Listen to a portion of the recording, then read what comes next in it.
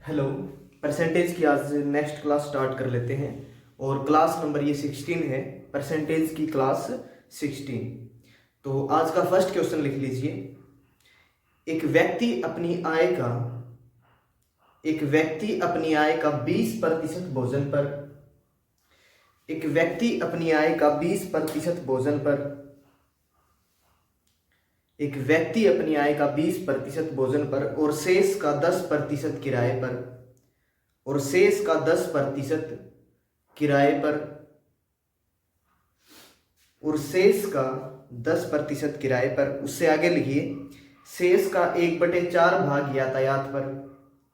शेष का 1/4 भाग यातायात पर।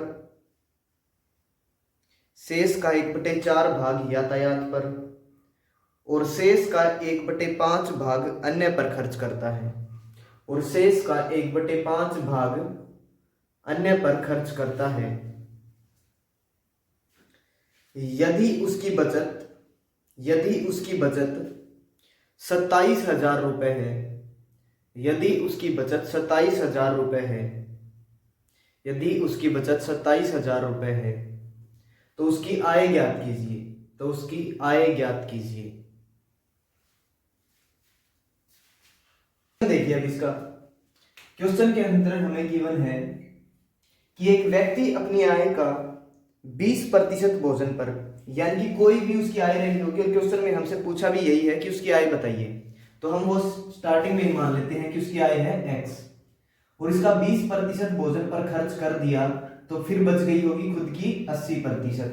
अगर 20% खर्च कर दिया तो खुद की बची होगी वो 80% और फिर शेष का 10% किराए पर, यानी कि यहां से जो बच के आ गया उसका 10% किराए पर, यानी कि यह बच गई खुद की 90%, क्योंकि 10% उसने खर्च कर दी तो अब बच गई यहां से 90%। फिर क्वेश्चन के अंदर गिवन है कि शेष बचे भाग का 1/4 भाग यातायात पर, यानी कि 1/4 भाग यातायात पर। 1/4 का मतलब होता है 25%। अगर ये नहीं पता हो तब भी काम चल जाएगा। 1/4 भाग अगर उसने यूज कर दिया तो कितना बचा होगा? 3/4 भाग। यहाँ पे या तो 75% लिख लो बच गई, या फिर 3/4 लिख लो, एक ही बात है। काटोगे इसको तब ये 3/4 ही होगा। ठीक है। नेक्स्ट इसके अंदर दिया गया है और शेष बचे का 1/5 भाग अन्य पर भी खर्च करता है। 1/5 का मतलब 20%, या फिर ऐसे लिख लो कि 1/5 खर्च कर दी तो कितनी बच गई? 4/5, यानी कि अब लिख सकते हैं चाहे 80/100।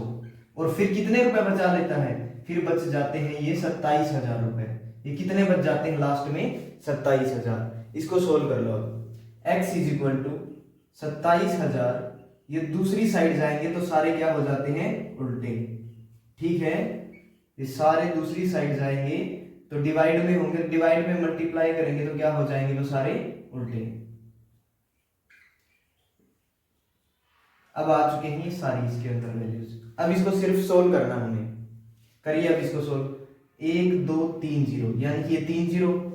9 गुणा 3 27, 3 गुणा 25 75 और 25 गुणा 4 100, 4 गुणा 2 8 और 2 पे कौन सा कटेगा? और इसको काट लो 50। यहां से 8 को काटेंगे तो 2 गुणा 4 8 और 25 गुणा 4 100 और 2 गुणा 25। 25 गुणा 25 करेंगे कितना होगा? 625 और 625 के पीछे कितनी जीरो बचेंगी? वो 2 जीरो। तो उसकी इनकम कितनी थी? 62,500। कर लीजिए आप इसको नोट।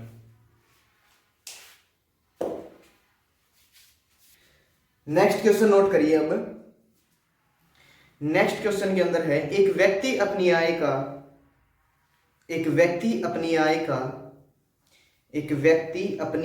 20% भोजन पर एक व्यक्ति अपनी आय का 20% भोजन पर एक व्यक्ति अपनी आय का 20% भोजन पर और शेष भाग का 1/4 भाग और शेष बचे हुए का 1/4 भाग किराए पर और शेष बचे हुए का 1/4 भाग किराए पर। शेष बचे हुए का 1/4 भाग किराए पर। आगे लिखिए शेष का 25% यातायात पर और शेष बचे हुए का 25% यातायात पर और 3000 अन्य पर खर्च कर देता है और 3000 अन्य पर खर्च कर देता है और 3000 अन्य पर खर्च कर देता है। यदि उसकी बचत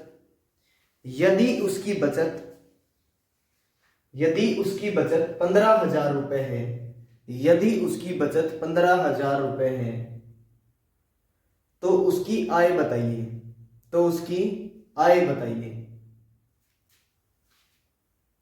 सॉल्यूशन देखिए अब इसका।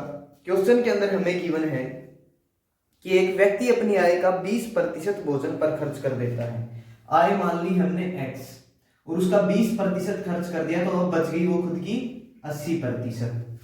फिर बचे हुए का 1/4 भाग किराए पर खर्च कर दिया। 1/4 का मतलब होता है 25%, यानी कि 25% किराए पर खर्च कर दिया तो कितने बचेंगे 75%। और फिर आगे इसमें दिया गया था कि शेष बचे हुए का 25% यातायात पर, यानी कि अब इसका कितना बच गया फिर से 75%। और फिर दिया गया था कि 3000 अन्य पर भी खर्च कर देता है, तो फिर उसकी बचत 15,000 आ जाती है। पहले ये देख लीजिए कि बचत कितनी आ जाएगी 15,000। ठीक है, ये सारे यहां से इनकम के अंदर से सारे बचते आ रहे हैं। यानी कि मान के चल लीजिए मैं 100 इनकम मान के चला हूं, तो ये सारे खर्च उसके अंदर से हटाते आ रहे हैं हम। यानी कि अगर 60 रुपए खर्च किए हैं तो ये सारे मान के चल लीजिए 100 रुपए हैं, उसके 60% खर्च कर दिए। तो मैंने बोला था कि जितने खर्च करते हैं उससे बचते हैं हम वो लेके आ रहे हैं। 60% अगर खर्च कर दिए तो 40% लेके आए थे, यानी कि 60 खर्च करने के बाद 40 रुपए और बच गए। फिर मैंने बोला कि 40 में से 5 रुपए और किसी चीज पे खर्च कर दिए, तो वो क्या करेंगे हम इसके अंदर से माइनस, यानी कि 3000 और खर्च कर दिए तो वो क्या कर देंगे माइनस। ठीक है, समझ गए होंगे शायद इतना कि अब 3000 क्या हो गए होंगे और माइनस। इस 3000 को उस साइड लेके जाएंगे तो बचेंगे उस साइड 18,000। ये हो जाएंगे 18,000। हमें निकालनी है x की वैल्यू।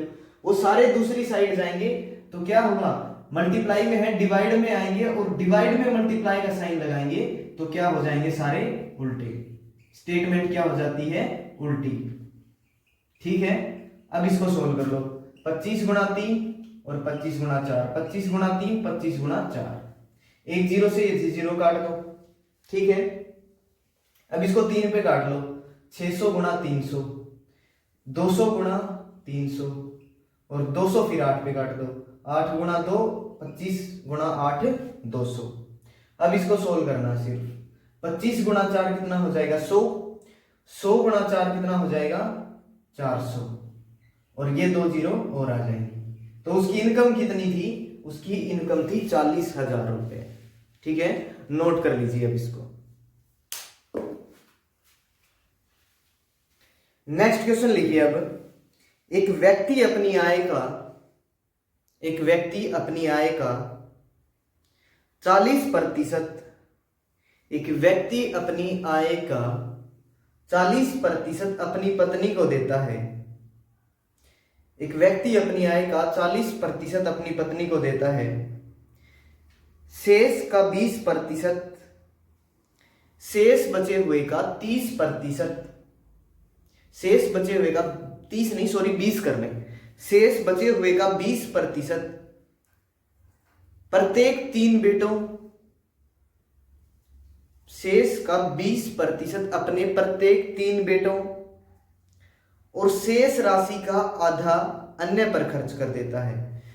शेष का 20% अपने प्रत्येक 3 बेटों और शेष राशि का आधा अन्य पर खर्च कर देता है और शेष राशि का आधा अन्य पर खर्च कर देता है। यदि उसकी बचत 12,000 रुपए है, यदि उसकी बचत 12,000 रुपए है तो उसकी आय ज्ञात कीजिए। यदि उसकी बचत 12,000 रुपए है तो उसकी आय ज्ञात कीजिए। वहां पे एक पॉइंट था कि प्रत्येक तीनों बेटों यानी कि 20 20 20 3 बार 20 है वहां पे। करिए अब सॉल्व। सॉल्यूशन देखिए अब इसका। क्वेश्चन के अंदर हमें गिवन है कि एक व्यक्ति अपनी आय का 40% अपनी पत्नी को दे देता है। तो ये रही होगी उसकी कुछ आय, और इसका 40% दे दिया तो कितने बच गए उसके पास? 60%। और फिर शेष बचे हुए का 20% अपने 3 बेटों को दे देता है, तो यानी कि 60% और दे दिए। और अब बचे हुए का कितना बच गया? फिर 60 दे दिए तो कितना बच जाएगा? 40%। अगर 60% दे दिए तो कितना बचेगा? 40%। और फिर शेष का आधा अन्य पर भी खर्च कर देता है, यानी कि इस बचे हुए का भी आधा खर्च कर दिया तो कितना बचेगा? उसके पास आधा और बच जाएगा। और फिर सारे खर्च करने के बाद 12,000 रुपए बचा भी लिए। सारे खर्च करने के बाद 12,000 रुपए बचा भी लिए। तो अब हमें x की वैल्यू निकालनी है। तो 12,000 गुणा 100/60 और यहां पे आएगा 100, तो 100/40 और 100/50। ठीक है, अब सिर्फ सोल्व करना। 3 जीरो काट दो पहले, तो ये 3 जीरो कट गई। 6 गुणा 2 12, 2 गुणा 2 4, नीचे है 5 गुणा 2 10, यानी कि 1 जीरो काट दो। ठीक है, अब कितना बच जाएगा? 1 के पीछे 5 जीरो, 1 के पीछे 5 जीरो, यानी कि कितना है ये? 1 लाख। उसकी इनकम कितनी थी फिर? 1 लाख। नोट कर लीजिए इसको। नेक्स्ट क्वेश्चन नोट करिए। अब एक ये अलग टाइप है। अब यहां से ए की आय बी की आय से, ए की आय बी की आय से, ए की आय बी की आय से 15% ज्यादा है। ए की आय बी की आय से 15% ज्यादा है। ए की आय बी की आय से 15% ज्यादा है। बी की आय सी की आय से 10% कम है। बी की आय सी की आय से 10% कम है। बी की आय सी की आय से 10% कम है।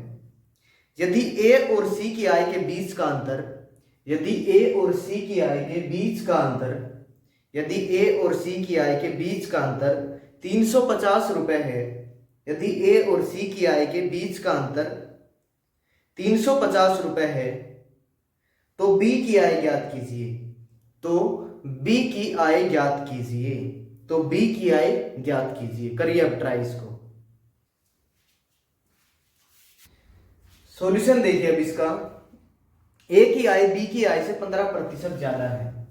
हमें देखना है कि ए की आय बी की आय से 15% ज्यादा है। अगर ए की आय बी की आय से 15% ज्यादा है, इसको दो तरीके से कर सकते हैं। मैं दोनों तरीके से बता देता हूं। यानी कि बी की आय को मैं मान लेता हूं 100। बी की आय अगर 100 है तो ए की आय 15% ज्यादा, यानी कि हो जाएगी 115। ठीक है, और फिर दिया है कि बी की आय सी की आय से 10% कम है। बी की आय सी की आय से 10% कम है, यानी कि सी की अगर मैं अब 100 मान लूं तो बी की कितनी हो जाएगी? 90, क्योंकि 10% क्या है? उससे कम है। अब ये रेशियो की तरह से सोल्व करना हमें। हम रेशियो एंड प्रोपोर्शन में सीख लेंगे कि प्रॉपर कैसे इसको सोल्व करते हैं। आप थोड़ा सा ध्यान में रख के चल लीजिए जिससे हमारा काम चल जाए। यानी कि सी की मैंने 100 मान ली और बी की कितनी आ गई? 90। तो अब बी की अगर ये सोचो कि बी की फिर दो वैल्यूज कैसे आ गई, तो हमें अब ये रेशियो से सोल्व करना है। तो यहां पे अगर कुछ नहीं दिया है तो उसके साथ में जो दिया हो सिर्फ वही लिख दो। उसके साथ में जो दिया हो वही लिख दो। इसके साथ में जो दिया है वही यहां पे लिख दो।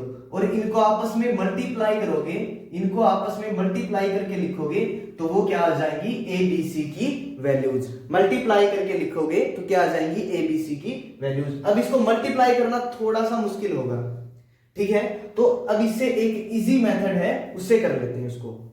मैंने बोला कि ए की आय बी की आय से 15% ज्यादा है। 15% लिख लो पहले। 15% कैसे लिखेंगे? प्रतिशत का मतलब 1/100।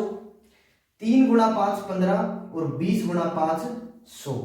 यानी कि ए की आय बी की आय से 15% ज्यादा है। यानी बी की आय कितनी है? 20 है। और ए की आय कितनी ज्यादा है? 3 ज्यादा है। किससे? बी से। 3 ज्यादा है तो ए की आय हो जाएगी 23।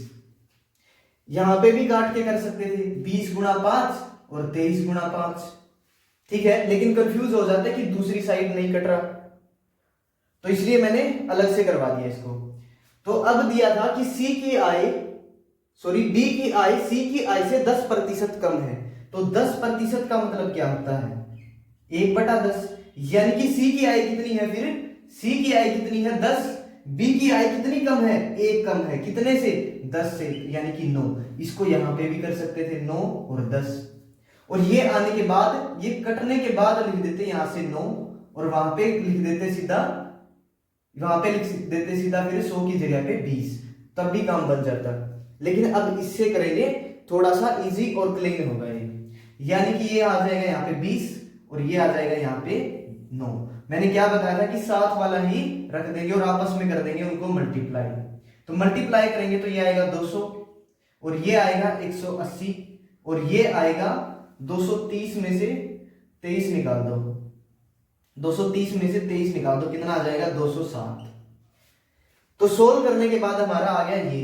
अब क्वेश्चन में दिया था हमें कि ए और सी की आय के बीच का अंतर है 350, इनका अंतर कितना है 7। क्वेश्चन ने बताया कि इतना अंतर नहीं है, कितना अंतर है 350, तो एक की वैल्यू कितनी आ जाएगी यहां से निकालोगे, तो सबको पता है एक की वैल्यू 7 गुणा 5 यानी कि 50 से मल्टीप्लाई किया होगा तभी 350 आया है। तो एक की वैल्यू अगर 50 है, अगर एक की वैल्यू 50 है, हमसे पूछा है कि बी की आय बताइए, तो बी की आय बताओगे तो 180 गुणा 50 कर दोगे तो किसकी वैल्यू आ जाएगी, बी की आय आ जाएगी। 18 गुणा 5 कितना होता है 90, और 90 के पीछे लगा दो 2 जीरो, यानी कि बी की आय कितनी थी 9000। बी की आय कितनी आ जाएगी 9000। बिल्कुल इजी है, थोड़े थोड़े से छोटे छोटे स्टेप्स हैं वो ध्यान में रख के चलने हैं और कुछ भी नहीं है। हमने निकाल लिया था यहां से उनकी आय का डिफरेंस कितना है 7, क्वेश्चन में दिया था 350, यानी कि 7 की वैल्यू कितनी थी 350, एक की वैल्यू कितनी आ जाएगी 50, और हमसे पूछा था कि बी की आय कितनी है, वो कितनी थी 180 गुणा 50, कितनी हो जाएगी 9000। कर लीजिए अब इसको नोट।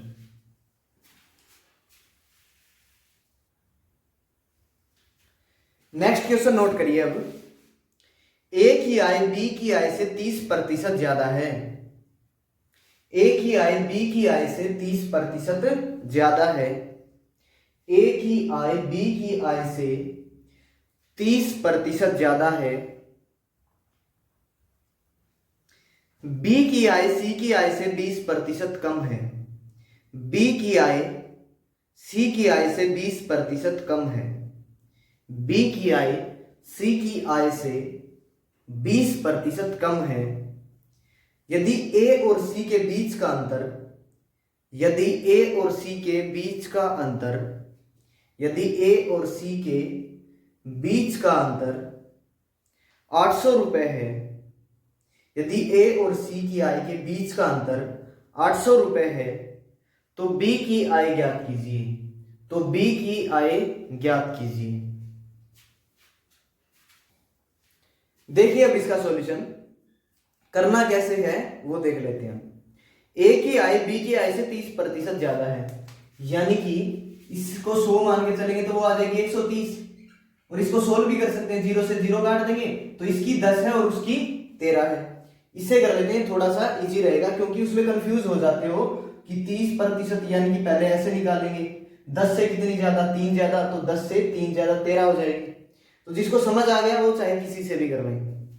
और फिर है कि बी की आय सी की आय से 20% कम है, बी की आय सी की आय से 20% कम कर दो, 100 मान लो इसको, इसको कर दो 80, फिर 0 से 0 काट दो तो 5 गुणा 2 10, 4 गुणा 2 8। अब यहाँ पे खाली है तो इसके साथ वाला ही रख देंगे 10, साथ वाला ही रख देंगे 4। आ गया इतना समझ। 13 गुणा 4 52, और 10 गुणा 4 40, और 10 गुणा 5 50। इनका डिफरेंस हमें दिया हुआ होगा कि ए और सी की आय के बीच का अंतर है 800 रुपए, यानी कि दो की वैल्यू है वो है 800, दो की वैल्यू कितनी दी गई है 800, एक की वैल्यू कितनी आ जाएगी 400। हमसे पूछा गया था कि बी की आय बताइए, बी की आय 40 है तो यानी कि 40 की वैल्यू हमें निकालनी है, तो इसको 40 से मल्टीप्लाई कर देंगे, 40 की वैल्यू इसको 40 से मल्टीप्लाई कर देंगे तो बी की आय आ जाएगी। तो 4 गुना 4 16 और पीछे लगा दो 3 जीरो, तो बी की आय कितनी है 16,000। ठीक है, समझ आ गया होगा, कर लीजिए नोट।